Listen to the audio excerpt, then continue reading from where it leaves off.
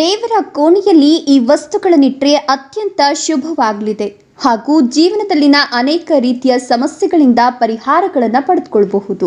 ಹೌದು, ಶಾಸ್ತ್ರದಲ್ಲಿ ಮನೆಯ ಪ್ರತಿಯೊಂದು ಸ್ಥಳಗಳಿಗೂ ಸಂಬಂಧಿಸಿದಂತೆ ವಿವಿಧ ನಿಯಮಗಳನ್ನು ಉಲ್ಲೇಖಿಸಲಾಗಿದೆ.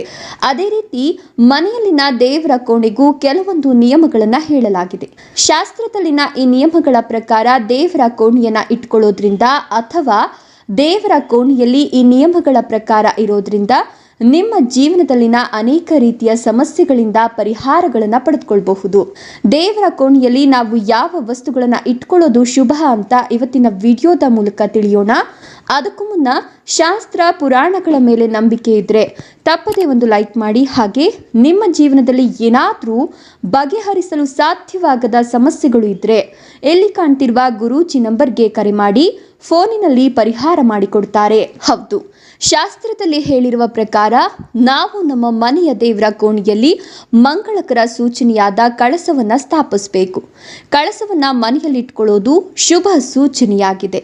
ಧಾರ್ಮಿಕ ನಂಬಿಕೆಗಳ ಪ್ರಕಾರ ಇದು ವ್ಯಕ್ತಿಯಿಂದ ಎಲ್ಲ ತೊಂದರೆಗಳನ್ನು ತೊಡೆದು ಹಾಕ್ತದೆ ಮತ್ತು ಮನೆಯಲ್ಲಿ ಸಂತೋಷ ಮತ್ತು ಸಮೃದ್ಧಿ ನೆಲೆಯಾಗುವಂತೆ ಮಾಡ್ತದೆ.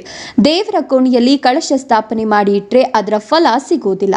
ಕಳಸಕ್ಕೆ ಪ್ರತಿದಿನ ಬ್ರಾಹ್ಮಿ ಮುಹೂರ್ತದಲ್ಲಿ 21 ಬಾರಿ ಮನೆ ದೇವರನ್ನ ನೆನೆದು ಪೂಜೆ ಸಲ್ಲಿಸಬೇಕು.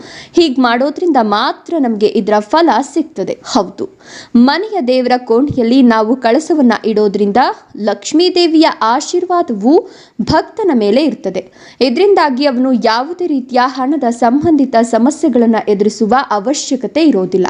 ಹಾಗೂ ಹಿಂದೂ ಧರ್ಮದಲ್ಲಿ ಗಂಗಾ ಜಲವನ್ನು ಅತ್ಯಂತ ಪವಿತ್ರವೆಂದು ಪರಿಗಣಿಸಲಾಗುತ್ತದೆ. ಅಂತಹ ಪರಿಸ್ಥಿತಿಯಲ್ಲಿ ನೀವು ನಿಮ್ಮ ಮನೆಯ ದೇವರ ಕೋಣೆಯಲ್ಲಿ ಗಂಗಾ ಜಲವನ್ನು ಇಟ್ಕೊಳ್ಬೇಕು. ಇದನ್ನು ಇಡೋದ್ರಿಂದ ದೇವರು ಮತ್ತು ದೇವತೆಗಳ ಆಶೀರ್ವಾದ ಸದಾ ಆ ವ್ಯಕ್ತಿಯ ಮೇಲೆ ಮತ್ತು ಆತನ ಕುಟುಂಬದ ಮೇಲೆ ಇರ್ತದೆ. ಇನ್ನು ಗಂಗಾ ಜಲವನ್ನ ಹೊರತುಪಡಿಸಿ ನೀವು ದೇವರ ಕೋಣೆಯಲ್ಲಿ ಶಂಖವನ್ನ ಕೂಡ ಇಡಬಹುದು. ಶಂಖನಾದವನ್ನ ಮಂಗಳಕರ ಸ್ವರವೆಂದು ಪರಿಗಣಿಸಲಾಗುತ್ತದೆ. ಒಂದು ವೇಳೆ ನಿಮ್ಮ ಮನೆಯಲ್ಲಿ ದಕ್ಷಿಣಾವರ್ತಿ ಶಂಖವಿದ್ರೆ ಅದರಲ್ಲಿ ನೀರನ್ನ ತುಂಬಿಸಿ ಆ ಶಂಖವನ್ನ ಮನೆಯ ದೇವರ ಕೋಣೆಯಲ್ಲಿ ಇಟ್ಕೊಳ್ಳೋದ್ರಿಂದ ಶುಭ ಫಲಗಳು ದೊರೆಯುತ್ತವೆ. ಇದು ನಿಮ್ಮ ಮೇಲೆ ಲಕ್ಷ್ಮೀ ದೇವಿಯ ಅಪಾರ ಅನುಗ್ರಹ ಇರುವಂತೆ ಮಾಡುತ್ತದೆ. ಜೊತೆಗೆ ಹಿಂದೂ ಧರ್ಮದಲ್ಲಿ ತುಳಸಿಯನ್ನ ಅತ್ಯಂತ ಪವಿತ್ರ ಸಸ್ಯವೆಂದು ಪರಿಗಣಿಸಲಾಗಿದೆ. ತುಳಸಿ ಎಲೆಗಳನ್ನು ಮುಖ್ಯವಾಗಿ ವಿಷ್ಣು ಮತ್ತು ಲಡ್ಡು ಗೋಪಾಲನ ಪೂಜೆಯಲ್ಲಿ ಬಳಸಲಾಗುತ್ತದೆ.